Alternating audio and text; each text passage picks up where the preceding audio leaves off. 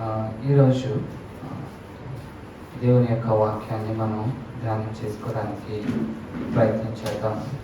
So నేను ఇంతకుముందు మీతో పంచుకున్న విధంగా అవకాశం ఉన్నప్పుడల్లా మత్తయి సువార్త 26వ అధ్యాయంలోని కొన్ని వచనాన్ని మీ ముందు ఉంచాలని ఆశపడుతూ ఉన్నాను.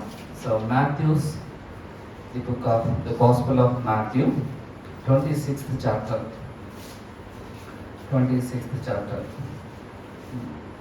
మత్తయి సువార్త 26వ అధ్యాయం. సో మీకు గుర్తుంది అనుకుంటున్నాను, ఎందుకంటే గత 3 రోజుల క్రితమే కాబట్టి మనం ధ్యానం చేసింది మొదటి నుంచి 13 వచనాలని మనము ధ్యానం చేసాం. ఏంటది? The work of women. So ఒక స్త్రీ యొక్క పని కదా, ఆ స్త్రీ యొక్క పని శిష్యులు అది వ్యర్థమైనదిగా ఎంచుకున్నారు. అదే పనిని యేసు ప్రభువారు ఒక మంచి కార్యంగా ఎంచుకుంటున్నట్లు మనం చూసాం. కాబట్టి వాళ్ళ యొక్క ప్రాస్పెక్టివ్స్ని, దృక్పథాన్ని మనం చూసినప్పుడు చక్కగా ఆ స్త్రీ చేసినటువంటి పనిని బట్టి దేవుని యొక్క నామం మహిమపరచబడుతూ ఉంది. అదేవిధంగా ఆ స్త్రీ ప్రభుని ఏ విధంగా అయితే హానర్ చేసిందో, ప్రభు ఆ స్త్రీని కూడా అంతకన్నా గొప్పగా హానర్ చేస్తున్నట్లు మనం చూసామన్నమాట కదా. ఈరోజు 14వ వచనం నుంచి 16 వచనాల వరకు చూడటానికి ప్రయత్నం చేద్దాం. మత్తయి సువార్త 26వ అధ్యాయం 14 నుంచి 16 వచనాలకు. Matthews 26th chapter verse 14 to 16. So నేను చదువుతాను, దయచేసి మీరు గమనించండి. అప్పుడు 12 మందిలో నొకడకు ఇస్కరియోతు యూదా ప్రధాన యాజకుల యొద్దకు వెళ్ళి, నేను ఆయనను మీకు అప్పగించిన ఎడల నాకేమి ఇద్దరని వారిని అడిగాను. అందుకు వారు 30 వెండి నాణెములు తూచి వానికి ఇచ్చిరి. వాడు అప్పటి నుండి ఆయనను అప్పగించుటకు తగిన సమయము కనిపెట్టుచుండెను. చిన్న ప్రార్థన చేసుకుందాం. ప్రభువా, నీకెన్నో వందనాలు. నీ దాసుని నీ పక్షాన నిలబడతా ఉండగా, అయ్యా యోగ్యుడిని కాను నా తండ్రి, మీ ఆత్మతో నన్ను నింపండి, మీ కృపలో నన్ను జ్ఞాపకం చేసుకోండి. చదివిన యొక్క భాగాన్ని మా అందరి వినికిడిలో నాయన మీరు బయలుపరచండి. మీరు మాట్లాడితే మేము జీవించగలం. మీ మాటలో శక్తి ఉంది, జీవం ఉంది కనుక సహాయం చేయమని దేవా, మీ కృపలో నన్ను మమ్మల్ని జ్ఞాపకం చేసుకొని దయచేయమని యేసు నామమున అడుగుతున్నాము తండ్రి, ఆమేన్. ఆల్రైట్, ఈరోజు ఈ 3 వచన భాగాల నుంచి, ఈ 3 వచనాల్లో నుంచి కొన్ని విషయాలని మేము ముందుంచాలని ఆశపడతా ఉన్నాను. సో దీనికి నేను ఇచ్చే title the work of man. The work of man. ఒక మనిషి అంటే పురుషుడు. నేను స్త్రీ అనుకున్నాం కదా మొన్న, ఇప్పుడు పురుషుడు అనుకుందాం. ది వర్క్ ఆఫ్ మ్యాన్, మనిషి లేదంటే ఒక పురుషుడు చేసినటువంటి పని కదా. సో ఎవరు ఆ వ్యక్తి అని అంటే 12 మంది యేసుక్రీస్తు వారికి ఉన్నటువంటి శిష్యులలో 12 మందిలో ఒకడైనటువంటి వారు. ఆయన పేరు అక్కడ రాయబడి ఉంది, ఇస్కరియోతు యూదా. సో ఇస్కరియోతు సర్నేము, యూదా అనేది ఆయన యొక్క పేరు అన్నమాట. సో ఆ వ్యక్తిని మనం చూస్తూ ఉన్నప్పుడు ఆ వ్యక్తి చేసినటువంటి పని అక్కడ రాయబడతా ఉంది కదా. ఏం చేశాడు ఆ వ్యక్తి అని అంటే, ఆయనను మీకు అప్పగించిన ఎడల నాకేమి మీరు ఇద్దురు అని కొంతమంది దగ్గరికి వెళ్ళి, అక్కడ ఉన్నటువంటి ప్రధాన యాజకుల దగ్గరికి వెళ్ళి, అక్కడ ఉన్నటువంటి అధికారుల దగ్గరికి వెళ్ళి అతను అడిగినట్లు మనం చూస్తాం. సో అతడు చేసినటువంటి పని ఏంటి అని అంటే, యేసు ప్రభు వారిని మోసం చేశారు. అందుకే ఇంగ్లీష్లో ఇక్కడైతే అప్పగించుటకు అని అన్నది కదా, ఇంగ్లీష్లో బిట్రే అని ఉంటుంది కదా. ఆయనని మోసం చేయటం, లేదా ఆయనని తెలుగులో ఇంకేమన్నా అనొచ్చు, ద్రోహం చేయటం, నమ్మక ద్రోహం చేయటం కదా. సో అలాగ చేశారంట. సో ఒకసారి ఆయన చేసిన పని కన్నా ముందు అసలు ఈయన ఎవరు, ఆయన యొక్క స్థితి ఏంటి అని మనం ఆలోచన చేస్తే, ఆయన నిజంగా యేసుక్రీస్తు వారి యొక్క శిష్యుడు. సో యేసు ప్రభు వారు ఇతనికి చేసినటువంటి పనులను మనం జ్ఞాపకం చేసుకున్నప్పుడు, ఆ యేసు ప్రభు వారు అనేక మంది శిష్యులని, అంటే 12 మంది శిష్యుల్ని ఏర్పరచుకునేటప్పుడు ఒక్కొక్కరిని ఒక్కొక్క స్థాయి నుంచి, ఒక్కొక్కరిని ఒక్కొక్క ఉద్దేశంతో ఆయన ఏర్పరచుకుంటూ ఉన్నాడు కదా. సో ఆయన ఒక శిష్యులను ఏర్పరచుకుంటున్నాడు అని అంటే వాళ్ళ పట్ల ఒక ఉద్దేశం, వాళ్ళకు ఉన్నటువంటి స్థితిని బట్టి, వాళ్ళకు ఉన్నటువంటి ఆ యొక్క పరిస్థితులను బట్టి ఆయన ఒక్కొక్కరిని ఒక్కొక్క ఉద్దేశంతో ఏర్పరచుకుంటున్నాడు. అందుకనే 12 మందిని చూస్తే 12 రకాలైనటువంటి ప్లేసెస్, అంటే ప్లేసెస్ సేమ్ అయినా సరే ఒక్కొక్కరి పట్ల ఇంకొక ఉద్దేశం ఉన్నట్లు మనం చూస్తూ ఉంటాం కదా. చేపలు పట్టే వాళ్ళని ఏర్పరచుకున్నాడు, అదేవిధంగా ట్యాక్స్ కలెక్టర్స్ని ఏర్పరచుకున్నాడు కదా. ఇలాగ కొంత ఆయన ఒక్కొక్కరిని ఒక్కొక్క ఉద్దేశంతో ఆయన శిష్యులుగా ఆయన ఏర్పరచుకున్నాడు. సో ఆయన యొక్క ఆ శిష్యుల్ని మనం చూసినప్పుడు వాళ్ళు నిజంగా అంత గొప్ప స్టేటస్ కలిగిన వాళ్ళు ఏం కాదు సమాజంలో. చాలా మంది కూడా పామరులు, లేదంటే తక్కువ స్టేటస్ కలిగినటువంటి వారు, అలాంటి వాళ్ళని ప్రభు ఏర్పరచుకుంటూ ఉన్నాడు. సో ఆయన ఒకరిని ఎంచుకునేటప్పుడు ఒక మంచి ఉద్దేశంతో వాళ్ళని ఏర్పరచుకున్నట్లు మనం చూస్తాం. వాళ్ళ స్థితిని బట్టి కాకుండా ఆయన వాళ్ళని ఆయన శిష్యులుగా ఏర్పరచుకోవాలని ఒక ప్రణాళికలో ఏర్పరచుకున్నట్లు మనం చూస్తాం. ఏర్పరచుకున్న తర్వాత శిష్యుల పట్ల ఆయన చేసినటువంటి పనిని మనం చూస్తా ఉన్నప్పుడు చాలా గొప్పగా అనిపిస్తుంది. సో వాళ్ళ బ్యాక్గ్రౌండ్స్ కాకుండా, వాళ్ళ స్టేటస్ కాకుండా, వాళ్ళ యొక్క చదువులు కాకుండా, వాళ్ళకు ఉన్నటువంటి ఫినాన్షియల్స్ ఏది కూడా ఆయన చూడకుండా ఏర్పరచుకున్నది ఒక వ్యక్తి అయితే, వాళ్ళందరినీ కూడా ఆయన ఒకే విధంగా టీచ్ చేస్తా ఉన్నాడు, ట్రైన్ చేస్తా ఉన్నాడు కదా.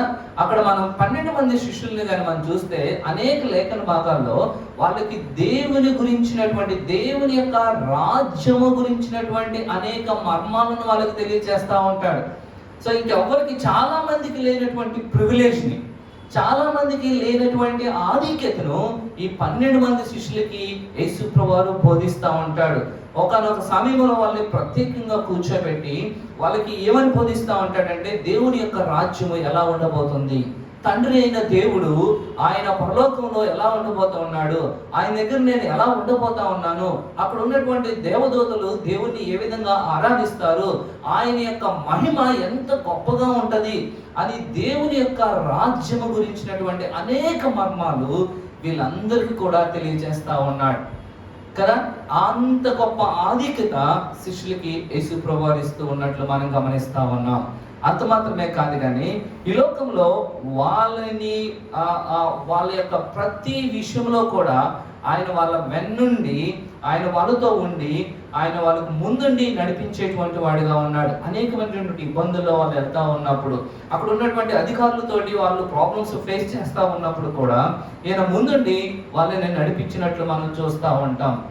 కాబట్టి శిష్యులకి యేసు ప్రభువు చేసినటువంటి పనులను మనం చూస్తూ ఉన్నప్పుడు వాళ్ళ స్థితిని బట్టి ఆయన ఏర్పరచుకోలేదు కానీ, సో వాళ్ళని ఒక్కొక్కరిని ఒక్కొక్క ఉద్దేశంతో ఏర్పరచుకున్నట్లు మనం చూస్తాము.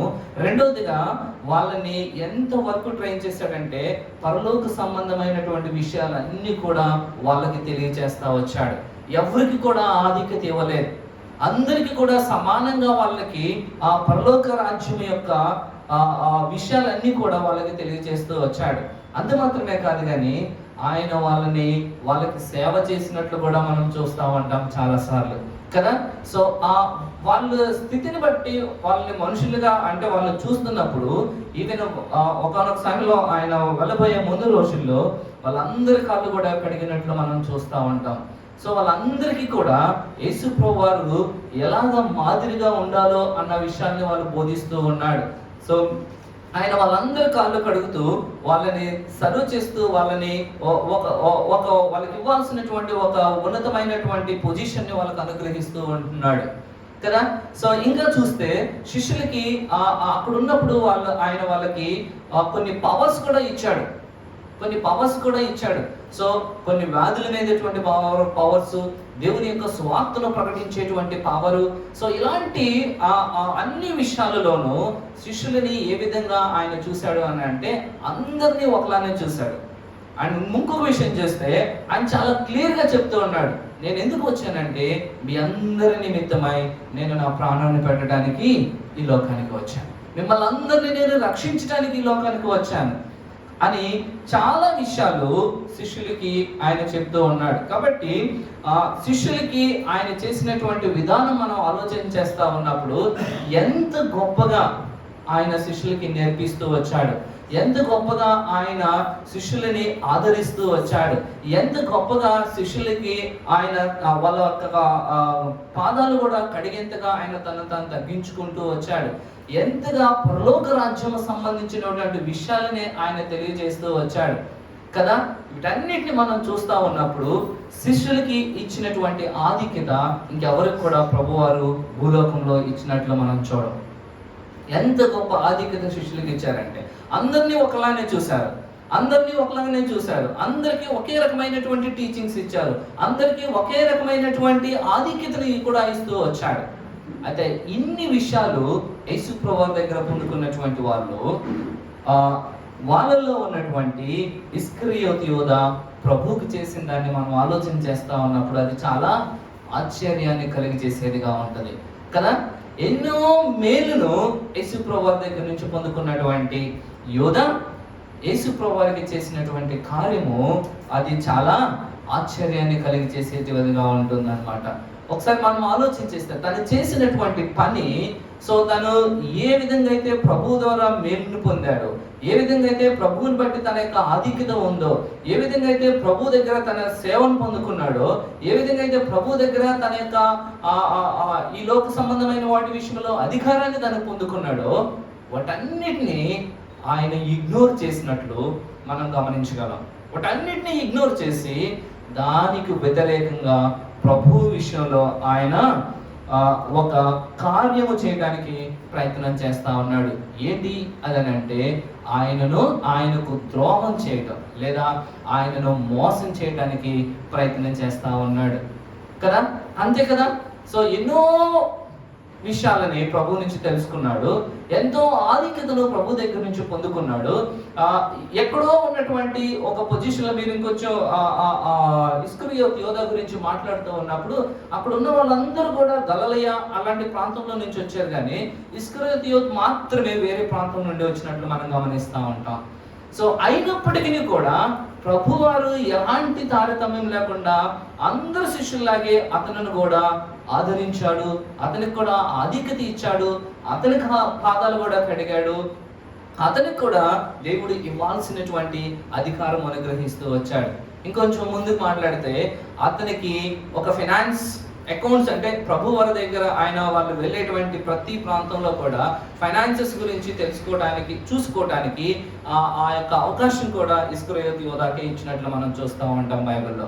సో ఇన్ని ఆధిక్యతలను ప్రభు దగ్గర నుంచి పొందుకున్నటువంటి యోధా సడన్ గా ఎప్పుడైతే తను 14వ వచనంలో చూస్తే ఆయన ప్రధాన యాజకుల దగ్గరకు వెళ్ళి, నేను ఈయనని మీకు అప్పగించిన యెడల మీరు నాకేమి ఇస్తారు?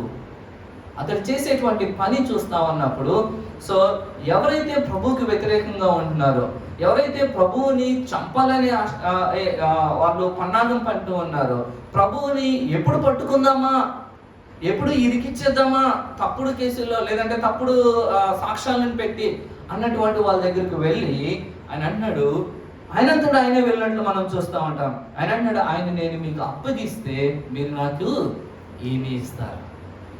ఆయనని నేను మీకు అప్పగిస్తే మీరు నాకు ఏమి ఇవ్వగలరు అన్నప్పుడు వాళ్ళు ఏమి ఇచ్చారో తెలుసా? అక్కడ తూచి 30 వెండి నాణెములను తూచి వానికి ఇచ్చాడు.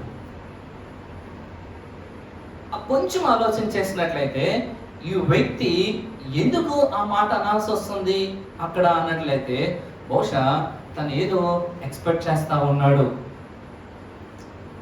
ఏం ఎక్స్పెక్ట్ చేస్తున్నాడు అని అంటే, బహుశా నేను అనుకుంటున్నాను యేసు ప్రభువు మీద అంత నమ్మకం కుదరలేదేమో, లేదంటే పొలిటికల్ గా తను ఏమన్నా ఒక పొజిషన్ కోసం వెతుక్కుంటున్నాడేమో. ఎందుకంటే ఇప్పుడు యేసు ప్రభువు ముందే చెప్పారు కదా, నేను ఇంక కొన్ని రోజుల్లో చనిపోతాను, మళ్ళా తిరిగి లేస్తాను అని చెప్పినప్పుడు బహుశా ఈయన చనిపోతే ఈయన తర్వాత ఇంకెవరు ఇలాంటి పనులు చేసేటువంటి వాళ్ళు ఎవరు లేరు కాబట్టి ముందుగానే తను ప్లాన్ చేసుకుంటున్నాడు అనుకుంటున్నాను నేను. ఏంటి, తన పొజిషన్ కోసము ఓకే ప్రధాన యాజకుల దగ్గరికి వెళ్తే వాళ్ళు ఎలాగో ఇతన్ని పట్టుకోవాలని చూస్తున్నారు కాబట్టి నేను వాళ్ళ దగ్గరికి వెళ్ళి ఈయన ఎక్కడున్నాడో వాళ్ళకి చెప్పేస్తే బహుశా నాకు ఒక పొజిషన్ అక్కడ దొరుకుద్దేమో. ఎందుకంటే తర్వాత ఇంక 3 రోజుల తర్వాత యేసు ప్రభువు ఉండరు కాబట్టి బహుశా తన యొక్క స్థితిని, తన యొక్క పొజిషన్ని తను ఉంచుకోవడానికి లేదా ఆల్టర్నేటివ్ చూసుకోవడానికి ప్రయత్నం చేస్తున్నాడేమో అని అనుకోవచ్చు. కానీ ఇక్కడ క్లియర్గా రాయబడింది ఏంటి అని అంటే, తను మీరు నాకు ఏమిస్తారు అని అడిగినప్పుడు అప్పుడు ఉన్నటువంటి వాళ్ళు ఏం చేసేది కదా, 30 వెండి నాణాలు తీసి అతనికి ఇచ్చారంట. అతనికి ఇచ్చినప్పుడు తను తీసుకొని వచ్చేసి అక్కడ రాయబడింది ఏంటి అని అంటే, అప్పటి నుండి ఆయనను అప్పగించుటకు వాడు తగిన సమయం కోసము కనిపెట్టుచున్నాడు.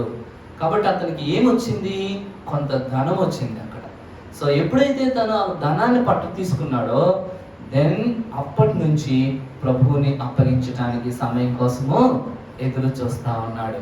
అంటే నేను అనుకున్నాను అక్కడ తను ఆశించింది ఏంటి అని అంటే కొంత ధనమేమో.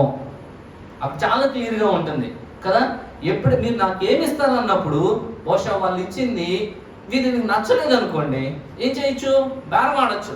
అచ్చా నేను ఇది కాదండి నేను కోరుకుంటుంది, నాకు ఒక పొజిషన్ అని అనుకోవచ్చు కదా. సో యేసుప్రభు వారు ఎలాగో చనిపోతారు, నేను ఈ వెండి నాణ్యాల గురించి నేను ఆలోచించట్లేదు, నాకు మీతో పాటు ఒక పొజిషన్ ఇవ్వగలరా అని అనుకోవచ్చు అని వాళ్ళని అడగొచ్చు కూడా. కానీ చక్కగా వెండి నాణ్యాలు తీసుకొని బయలుదేరి వచ్చేసాడు. వచ్చేసి ప్రభువును అప్పగించడానికి తగిన సమయం కోసము ఎదురు చూస్తా ఉన్నాడు. అంటే ఈ వ్యక్తి యొక్క హృదయము ఎక్కడుంది అని అంటే ధనం మీద కదా. తన యొక్క హృదయం ఎక్కడ ఉంది అని అంటే ధనం మీద ఉంది. కాబట్టి ధనాన్ని ఎక్కువగా ప్రేమిస్తున్నాడు కనుక ఆ ధనాన్ని బట్టి ప్రభువుని అప్పగించడానికి ప్రయత్నం చేస్తా ఉన్నాడు. ఆ ధనాన్ని తను ఏదైతే చక్కగా ప్రేమిస్తా ఉన్నాడో దానిని బట్టి ప్రభువుని అప్పగించడానికి ఇష్టపడతా ఉన్నాడు. ఆలోచించేద్దామా, ఎన్నో సంవత్సరాల నుంచి యేసు ప్రభువు తన స్థితిని కూడా చూడకుండా శిష్యునిగా తనను అంగీకరించాడు. తనకి పరలోక రాజ్య సంబంధమైనటువంటి విషయాలన్నింటినీ కూడా బయలుపరుస్తూ వచ్చాడు. ఎవరికి ఏ ఆధిక్యత ఇవ్వాలో ఆ ఆధిక్యతను ఇస్తూ వచ్చాడు. మీ అందరి రక్షణ కోసం నేను మీ ప్రాణాన్ని పెట్టడానికి వచ్చానని తెలియజేస్తూ వచ్చాడు. స్పెషల్ ట్రీట్మెంట్ వాళ్ళకు అనుగ్రహిస్తూ వచ్చాడు. అందరికన్నా ఆ ఫైనాన్సెస్ అకౌంట్స్ అన్నీ కూడా చూసుకోవడానికి కూడా తనకు అవకాశం ఇచ్చినప్పుడు బహుశా ఆ యొక్క ధనము తనని నాశనం చేసిందేమో అని అనుకోవచ్చు. ఎప్పుడైతే తనకు ఆ 30 వెండి నాణాలు తీసుకున్నాడో అప్పుడు బహుశా తను సాటిస్ఫై అయ్యాడు. ఈ ధనంతో ప్రభువుని వాళ్ళకి అప్పగించడానికి తన సమయం కోసము ఎదురు చూస్తా ఉన్నాడంట. ఎంత బాధాకరమైన విషయం కదా. ప్రభు తన పట్ల చేసినటువంటి ప్రతి కార్యాన్ని జ్ఞాపకం చేసుకోవాల్సింది పోనిచ్చి కనీసం తను దేన్నైతే ప్రేమిస్తున్నాడో దానిని బట్టి ప్రభువుని అప్పగిస్తా ఉన్నాడని మనం చెప్పగలం. మీరు ఆ 30 వెండి నాణాలని కానీ చూస్తే ఒక చోట రాయబడింది ఏంటి అని అంటే అప్పటి రోజుల్లో ఆ బానిసల్ని వాళ్ళు కొనుక్కుంటూ ఉంటారు. సో ఒక బానిసను కొనుక్కోవడానికి మినిమం వాళ్ళు పెట్టే డబ్బులు ఏంటి అంటే 30 వెండి నాణాలు అంట. అంటే ఎంత తక్కువగా ప్రభువుని ఎంత తక్కువ అమౌంట్కి ప్రభువుని తను అప్పగిస్తున్నాడో మనం చూస్తూ ఉండొచ్చు. అంటే ధనం యొక్క వ్యామోహం వల్ల తన కోసము ప్రాణం పెట్టబోతున్నటువంటి ప్రభువుని, తనని ఎంతగానో పరలోక రాజ్యం నిమిత్తమై ప్రిపేర్ చేసినటువంటి ప్రభువుని, తనకు ఒక మంచి ఆధిక్యత ఇచ్చినటువంటి ప్రభువుని తన వ్యామోహం చేత, ధన వ్యామోహం చేత ప్రభువుని అప్పగిస్తున్నట్లు మనం చూస్తూ ఉన్నాం. ఎంత బాధాకరమైన విషయం కదా. దేవుడు చేసినటువంటి మేలును, ఆయనతో ఉన్నటువంటి రిలేషన్ వాటన్నిటినీ పక్కన పెట్టాడు. కేవలం కొన్ని వెండి నాణాలకి ఆయనను అప్పగించడానికి డీల్ కుదుర్చుకొని వచ్చినట్లు మనం చూస్తూ ఉంటాం. A man of a work, the work of a man ఎంత ఘోరమైనదో కదా, ఎంత ఘోరమైనదో. మన జీవితాల్లో ఒకసారి మనం ఆలోచిస్తూ ఉన్నప్పుడు ఆ వ్యక్తి ఒక్కసారే ప్రభువుని మోసం చేశాడు కదా. తర్వాత తన జీవితం నాశనం అయింది. అప్పుడు మీరు ఆ ముందు వచ్చినంలో కూడా గమనిస్తూ ఉంటే ప్రభు పదే హెచ్చరిస్తూ కూడా వచ్చాడు తనని. నన్ను అప్పగించే వాళ్ళు ఎవరు అని అంటే నాతో పాటు ఎవరైతే గిన్నెలో చేయి ముంచుతున్నారో వాడు నన్ను అప్పగించబోతున్నాడు అని ఒక హింట్ ఇచ్చాడు. ఆ తర్వాత నన్ను అప్పగించే వాళ్ళు ఎవరు ప్రభువా, నేనా అని అందరూ అడుగుతూ ఉన్నప్పుడు ఎప్పుడైతే యోధా అడిగాడో అప్పుడు నువ్వు అన్నట్టే అని కూడా హింట్ ఇచ్చారు. అయినా సరే తనలో మార్పు రాకులేదు. ప్రభువుని మోసం చేయాలనుకున్నాడు. చాలా తక్కువ వాటికి, నేను అనుకుంటున్నాను ధనం మీద తనకున్నటువంటి ఆ వ్యసనం చేత అంత మంచి దేవుణ్ణి, అంతగా తన పట్ల ప్రేమ చూపించినట్టు దేవుణ్ణి, ఒక స్థితిని కల్పించినటువంటి ఆ దేవుణ్ణి, ఒక ఆధిక్యత ఇచ్చినటువంటి దేవుణ్ణి, ఒక అధికారం ఇచ్చినటువంటి దేవుణ్ణి మోసం చేసినట్లు మనం చూస్తా ఉన్నాం. ఒక్కసారి మోసం చేశాడు, ఆ తర్వాత తన జీవితం నాశనమైపోయింది. The work of a man betrayal, దేవుణ్ణి మోసం చేయటం, దేవునికి ద్రోహం చేయటం, అది చాలా భయంకరమైన విషయంగా మనం చూస్తాం.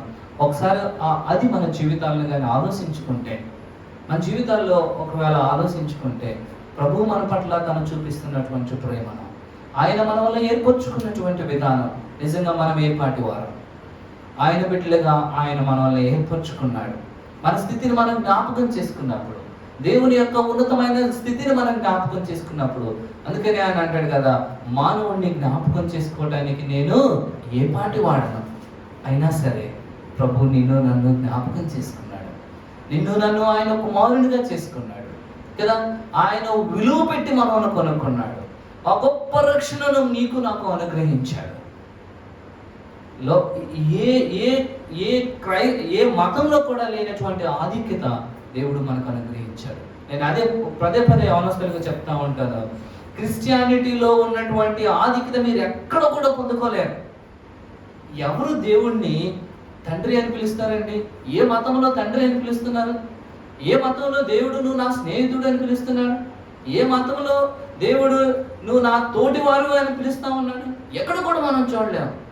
ఎంత గొప్ప ఆధిక్యత ప్రభు మనకి ఇచ్చాడు. ఏ మతంలోనైనా, ఏ రిలీజియన్ అయినా మీరు చూడండి, దేవుడు దేవుడే. కానీ ఇక్కడ దేవుడు నీకు నాకు తండ్రి, నీకు నాకు స్నేహితుడు, నీకు నాకు మనం ఏదనుకుంటే అది అంతగా ప్రభు మన వల్లే ప్రేమిస్తూ ఉన్నాడు. అంత మంచి రిలేషన్స్ని మనకు అనుగ్రహిస్తూ ఉన్నాడు కదా. మన స్థితిని బట్టి కాకుండా ఆయన మన వాళ్ళని తన కుమారులుగా కుమార్తెలుగా చేసుకొని ఒక మంచి రక్షణను మనకు ఒక గొప్ప రక్షణను మనకు అనుగ్రహించి మన ఉన్న స్థితిలో నుంచి ఆయన మనల్ని మార్పు చెందించి ఈ స్థితిలో ఉంచినప్పుడు ఎన్నిసార్లు ప్రభువుని మనం మోసం చేస్తా వచ్చాం? ఎన్నిసార్లు ప్రభువుని మనం మోసం చేస్తా ఉన్నాం? ఆలోచించేద్దామా? ఇస్కరియోతు యోధ ఒక్కసారే మోసం చేశాడు, తన జీవితం నాశనం అయిపోయింది. రక్షించబడిన తర్వాత నీవు నేను ప్రభువుని మోసం చేస్తావు, ఎన్నిసార్లు మోసం చేస్తా ఉన్నావు? ఆలోచించేద్దామా మన యొక్క జీవితాల్లో? The man of a work betraying the Jesus. ఒక మనిషి జీవితము యేసు ప్రభువుని మోసం చేసేదిగా ఉంటా ఉంది. నీకోసం నా కోసం ప్రాణం పెట్టినటువంటి యేసయ్య, నీ పట్ల నా పట్ల కృప చూపించినటువంటి యేసయ్య, నిన్ను నన్ను ఆ యొక్క మన స్థితిలో నుంచి మార్పు తీసుకొచ్చినటువంటి యేసయ్యనే రక్షించబడ్డామని చెప్పుకుంటూ, క్రైస్తవులమని చెప్పుకుంటూ ప్రభువుని మోసం చేయట్లేదా? ప్రభువుని మోసం చేయట్లేదా? ఎన్నిసార్లు ప్రభువుని మనం మోసం చేసి ఉంటామో? వ్యక్తిగతంగా ప్రభు దగ్గర ఒక వాగ్దానం చేస్తాము, ప్రభువా ఇది నా తప్పు, నేను పాపం చేశాను, లేదంటే ఇది నేను చేశాను, ఇక మీదట నేను చెయ్యను అని వాగ్దానం చేసి ఆ వాగ్దానాన్ని ఎన్ని రోజులు మనం పెట్టుకుంటున్నాం? ఎన్ని రోజులు పాటిస్తా ఉన్నాం? ఒక వాగ్దానం చేసి దాన్ని మనం చేయట్లేదు అని అంటే అది మోసం చేసినట్టు కాదా? మోసం చేసినట్టు కాదా? ఇలాగ ఎన్ని సంవత్సరాలు మన జీవితాల్లో ప్రభువుని మోసం చేసుకుంటూ వస్తూ వచ్చాం. నా కార్యాల వల్ల, మనం చేసే పనులను బట్టి ప్రభువుని మోసం చేయట్లేదా? మనం మాట్లాడేటువంటి విధానాన్ని బట్టి ప్రభువుని మోసం చేయట్లేదా? వ్యక్తిగతంగాను, కుటుంబంగాను, సంఘంగాను మనం ఆలోచన చేస్తూ ఉన్నప్పుడు మనం చేసేటువంటి క్రియలైనా మాటలైనా ప్రభువుని మోసం చేసేదిగా ఉంటే అది ఎంత ఘోరమైనటువంటి పని, ఎంత ఘోరమైనటువంటి పని కదా. మన కోసం ప్రాణం పెంచినటువంటి యేసయ్య, నీకు నాకు ఆయన మన పట్ల మేలు చేసినటువంటి యేసయ్య, మన స్థితిని మార్చినటువంటి యేసయ్యని మనం జ్ఞాపకం చేసుకుంటే, ప్రభువా అనేక సార్లు నేను నిన్ను మోసం చేశాను ప్రభువా. మనం చేసే పని ప్రభువుని మోసం చేసేదిగా ఉండకూడదండి. అందుకని అంటాడు, మోసపోకుడి దేవుడు వెక్కిరింపబడడు. దేవుడు వెక్కిరింపబడడు. ప్రతి సంవత్సరం జనవరిలో కొన్ని నిర్ణయాలు తీసుకుంటాం, ప్రభా ఇదిగో ఇలా ఉంటాను అని. అలా ఉండగలుగుతున్నామా? మాట ఇచ్చి తప్పిన వాళ్ళని ఏమంటాము? మోసం చేశారని అంటామా లేదా?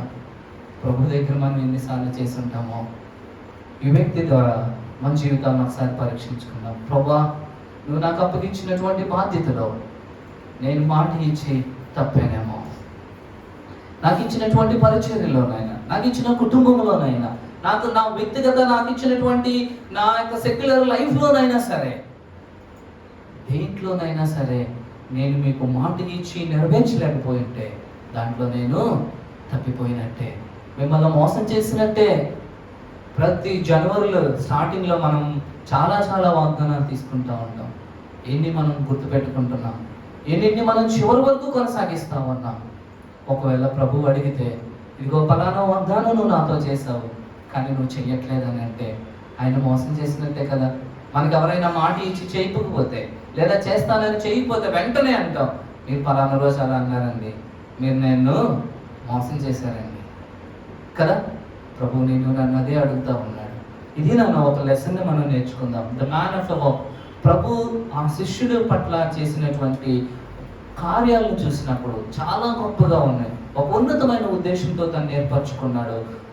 తన పరలోక రాజ్య సంబంధమైన విషయాలన్నీ కూడా తనకు తెలియజేస్తూ వచ్చాడు. తన పాదాలు కడిగేంతగా ప్రభు తనకి ఆధిక్యతను గ్రహించాడు. కొన్ని అనేకమైనటువంటి అధికారాన్ని తనకి లోకంలో అనుగ్రహించాడు. అయితే కేవలం తన ధన వ్యామోహం వల్ల తన ప్రభువుని మోసం చేసినట్లు చూస్తాను. మనం కూడా చాలాసార్లు మనం దేన్నైతే ఎక్కువగా ప్రేమిస్తామో దానిని బట్టి ప్రభువుని మోసం చేసే వాళ్ళంగా ఉంటాం.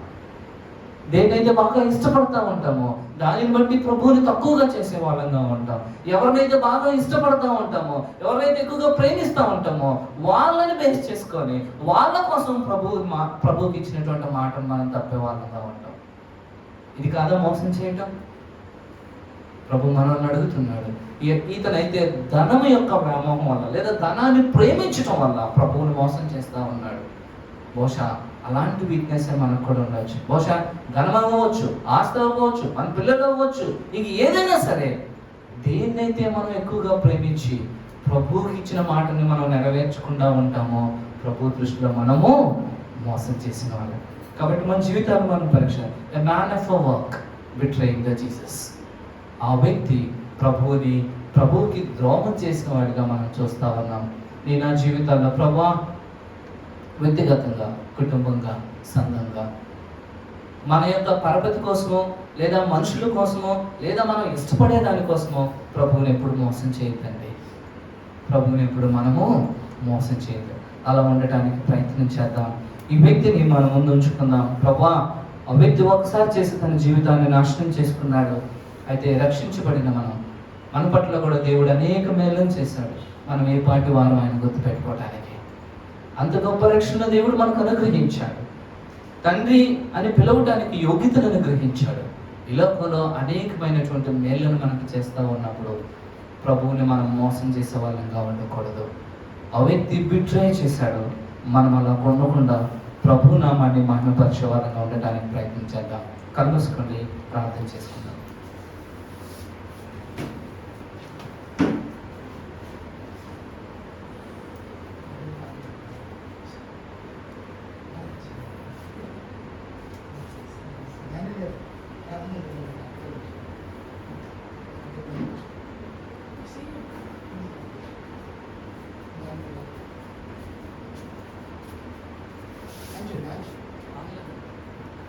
స్తోత్రం ప్రభా, పరిశుద్ధుడా, ప్రభా ప్రేమమయుడా తండ్రి, నీకు వందనాలు ప్రభా. ఇలా చెప్పిన వాక్యంలో ప్రభా అందరినీ ప్రభా నేరుగా ఫలింపు చేయండి ప్రభా, దీవించండి, ఆశీర్వదించండి ప్రభా. మీకు వేలాది వందనాలు, వేలాది స్తుతులు ప్రభా. నిన్న నేడు నిరంతరము ప్రభా మమ్మల్ని ప్రభా మీ రకాల చోట ఆశీర్వదించారు, బలపరిచారు ప్రభా, ఆదరించున్నారు. ఈ వాక్యంలో ప్రభా అందరినీ నేరుగా ఫలింపు చేసి దీవించి బలపరిచి మహిమ పొందమని చిన్న ప్రార్థన ప్రభా పాదాలు చేర్చుకొని మా ప్రార్థన పెట్టుకొని నడిపించి మహిమ ఘనత ప్రభావాలు పొందమని యేసు పరిశుద్ధులను బతిమాడి వినయంతో వేడుకొని అడుగుతున్నాం తండ్రి. ఆమేన్.